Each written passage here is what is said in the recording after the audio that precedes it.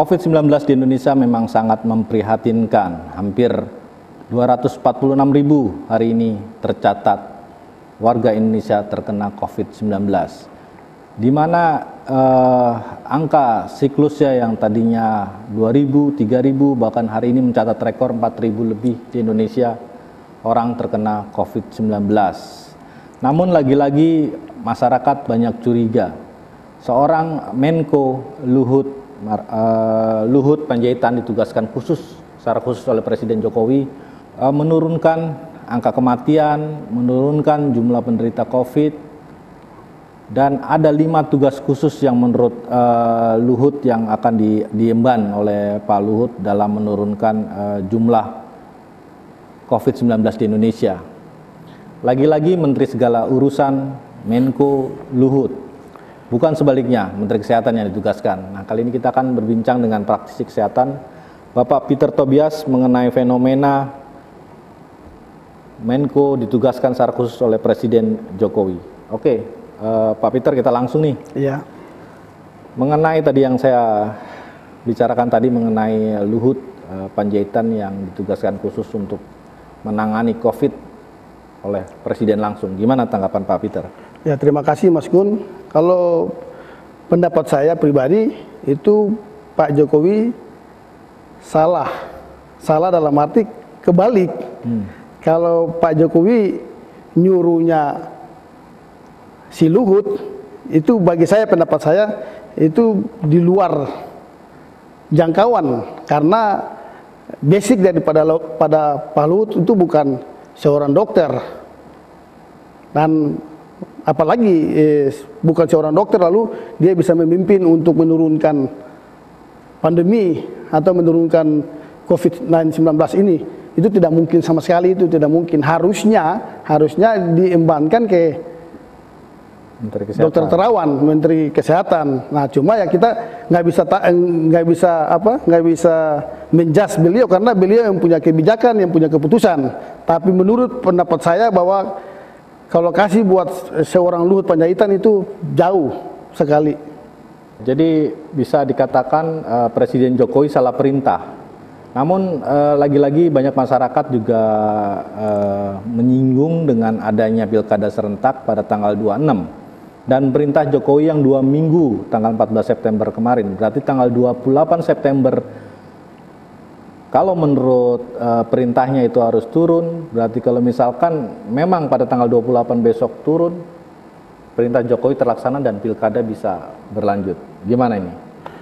Ya, itu kan pendapat pribadi Pak Presiden untuk beliau menunjukkan bahwa kira-kira Pak Luhut bisa menurunkan angka COVID-19.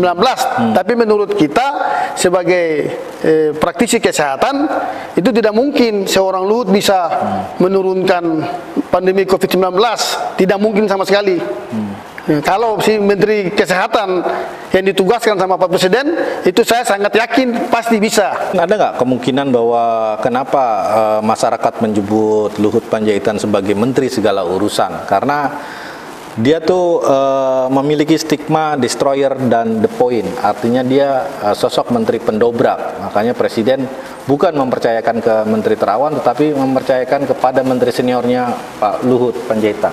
Gimana? Nah, itu kan kita kembali lagi, itu kan kebijakannya Pak Presiden. Untuk menunjuk seseorang kan itu kebijakan dia. Kalau memang itu dipercayakan sama Pak Jokowi, ya kita tidak bisa bikin apa-apa, ya kan? Tapi memang itu kan kewajiban yang kita lihat aja sebagai masyarakat, bahwa yang bisa hanya menurunkan pandemi itu adalah seorang Kemenkes, Dokter Terawan. Tapi kalau kita sudah dipercayakan sama Pak Presiden, ya kita nggak bisa bikin apa-apa. Menteri pun juga tidak bisa bikin apa-apa. Kalau ngelihat dari perintahnya, dia ini memanajeri BNPB, memanajeri Kementerian Kesehatan, kementerian-kementerian lain dalam perintah Pak Presiden ini yang menurunkan angka COVID dan angka kematian akibat COVID. Nah, sikap manajernya Pak Luhut sebenarnya sudah tepat belum sih? Apa yang ditugaskan khusus oleh Presiden ke ini? Ini salah perintah atau memang sudah tepat? Kalau saya bilang ya bukan salah perintah. Ya kan, perintah kan memang Presiden punya hak, tapi salah arah. Salah arah dalam arti yaitu pengambilan keputusan, it's okay Presiden. Tapi kalau Pak Presiden menunjukkan orang yang bukan bidang atau ahlinya, sekalipun tadi Pak Luhut sebagai seorang manajer yang baik, yang bisa dapat memberikan dedikasi buat anak buahnya, itu beda dengan pandemi. Karena dia kan backgroundnya kan seorang militer, seorang komando. Tapi kalau di pandemi ini, ya itu berbeda Mas, berbeda sekali. Itu harus tugas kepada orang yang punya ahlinya, yang bisa tahu grafik penurunan seperti apa, turun pandemi seperti apa. Kan nggak ada. Kalau dia memang di bidang itu, mungkin saya percayakan, kita percaya, masyarakat percaya. Tapi kalau hanya disuruh sama Pak Presiden untuk menurunkan sampai 2 minggu ke depan, itu nggak masuk akal kalau menurut saya. Jadi kan dia menteri yang memang senior. Doni Monardo adalah juga mantan Danjen Kopassus, Pak Luhut juga mantan Danjen Kopassus, cuman jauh secara letting. Demikian juga Menteri Terawan juga basicnya adalah tentara. Yeah. Jadi koordinasi tentara itu adalah terbilang terbaik di negeri ini. Nah, apa kemungkinan Pak Presiden memakai artinya gini, penurunan ala militer untuk COVID-19 ini, artinya disiplinnya tentara memang benar-benar bagus. Karena kan salah satu penugasannya adalah mendisiplinkan orang untuk mengenakan masker, mencuci tangan, artinya protokol kesehatan benar-benar disiplinkan, benar-benar akhirnya turun. Cuma waktu 2 minggu ini apa akan tercapai? Kalau mendisiplinkan orang dengan cara pembicaraan yang kasar, maupun dengan ungkapan, dengan keras untuk masyarakat, saya tidak bilang per orang, tapi yang kita ngelihat bahwa ada punya seseorang itu mau memberikan edukasi yang baik terhadap masyarakat, itu harus ada dengan gaya-gayanya yang lembut, dengan penyampaian dengan benar, bukan penyampaian dengan kasar, seakan-akan dia pintar untuk semua. Nah, itu yang saya lihat bahwa kalau masyarakat Indonesia ini orangnya punya karakter beda. Di saat kita ngomongnya kasar, ngomongnya penyampaiannya bukan untuk memberikan satu edukasi yang baik, pasti mereka nggak mau dengar. Dan 2 minggu ke depan yang tadi Mas Gunawan bilang dikasih percayakan sama si Pak Luhut, itu bagi saya, kita lihat aja lah, nggak masuk akal itu. Jadi langkah-langkah Luhut dalam hari per hari kan bisa kita lihat. Di hari pertama ada memang penugasan khusus di 9 provinsi, termasuk DKI, Jawa Barat, Jawa Tengah, dan Jawa Barat.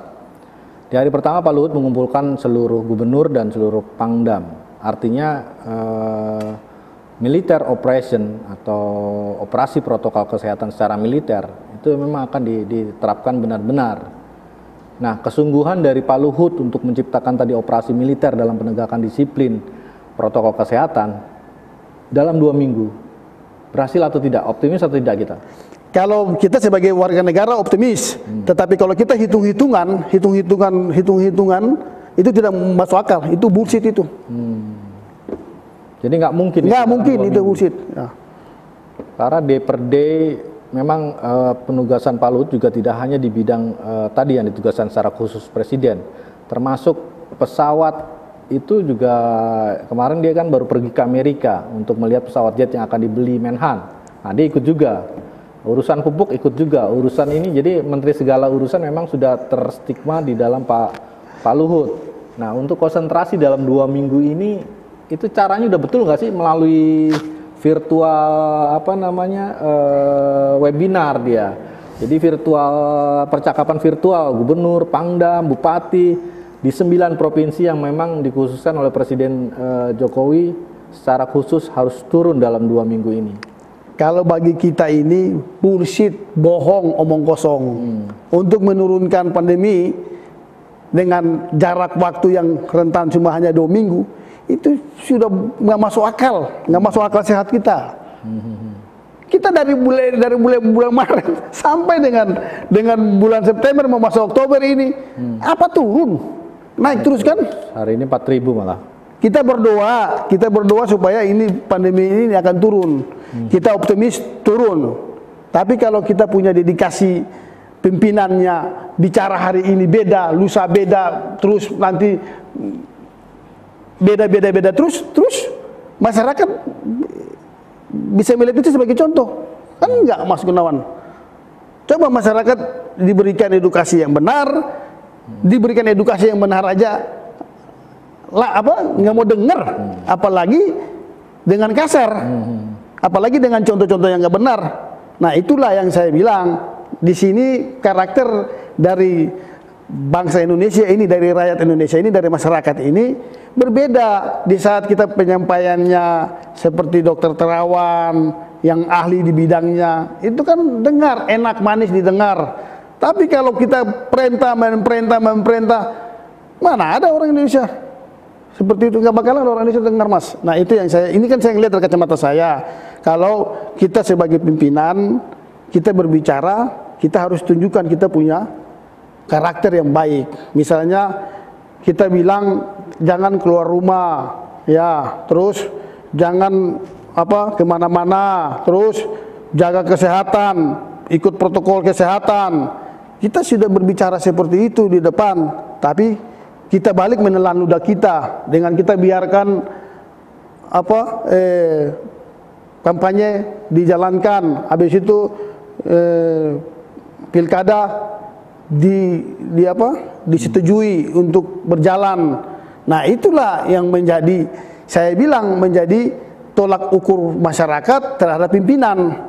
Di saat pimpinan ini dia berbicara mengenai pandemi, mereka akan yakin bahwa itu memang ada pandemi atau ada virus atau ada COVID. Tetapi kalau kita berbicara tapi kita melanggar lagi, pasti masyarakat akan dilema, ini jangan-jangan COVID-19 nggak ada, cuma hanya dibuat-buat. Itu yang kita takutkan seperti itu, Mas. Oke, yang masalah COVID dibuat-buat ini juga ada hal yang penting. Jadi ini juga menjadi pertanyaan besar masyarakat, Pak Tobias. Jadi mungkin Pak Tobias bisa mengkritisi Pak Menkes Terawan dalam hal ini gini.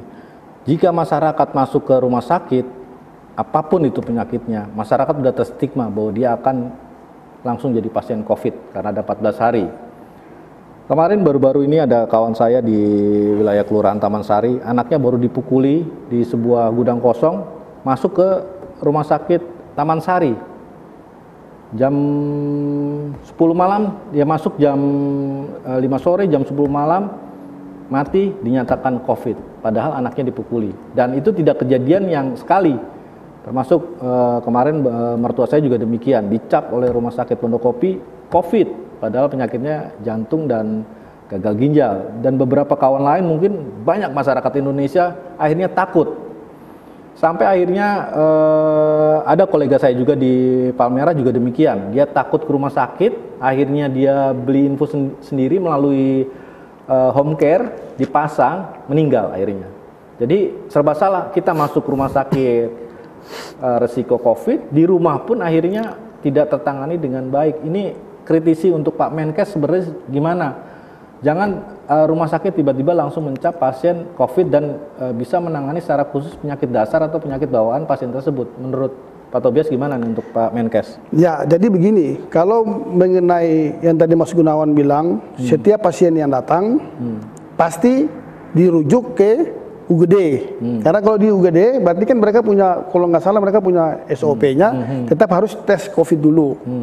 Nah, di saat anak-anak atau orang yang terkena pukulan atau kena apapun, maupun ada sakit batuk, ada apa, mungkin ini pendapat saya pribadi, waktu di rapid dia akan reaktif. Nah, bukan reaktifnya dengan apa? Dengan bukan reaktif karena itu COVID, bukan reaktif dengan mungkin dengan ada gangguan di pernapasan atau ada luka atau ada apa, itu pasti akan reaktif, Mas. Tapi kalau di swab mungkin beda lagi, itu seperti itu, Mas, karena swab kan otomatis kan dia punya ini pengetahuan akurasinya berbeda dengan kita rapid test, seperti itu, Mas. Nah, mungkin saran saya kepada Pak Terawan atau Kemenkes atau rumah sakit, ada baiknya sebelum pasien itu masuk, itu dites dulu, dites kan selama ini kan sudah dites tuh, tapi mereka tidak tesnya penyakit yang dasarnya atau penyakit bawaannya, karena datang langsung masuk UGD, langsung Isolasi. langsung dites rapid test. Nah, tapi kalau hari ini kalau saran saya memang didengar, otomatis kan ditanya dulu keluhannya apa, sakitnya apa, ininya apa, baru mungkin seperti itu Mas, ya kan? Nah, jadi jangan ambil satu keputusan bahwa masuk langsung periksa COVID. Demikian pemirsa IGTV, bincang-bincang kita dengan praktisi kesehatan Bapak Peter Tobias Patiasina. Bagaimana dia mengatakan bahwa COVID ini akan lama dan tidak mungkin bisa ditangani dalam waktu 2 minggu. Meskipun dia seorang Menko, meskipun dia memiliki manajerial yang baik, meskipun dia bisa kolaborasi gubernur-gubernur, pangdam-pangdam, bahkan secara operasi militer pun untuk COVID saat ini memang tidak masuk akal dan tidak mungkin. Hanya waktu butuh 2 minggu untuk menurunkan angka penderita, angka kematian, dan angka pendisiplinan COVID-19 di masyarakat ini. Saya Muhammad Gunawan Abdillah undur diri, salam Indonesia.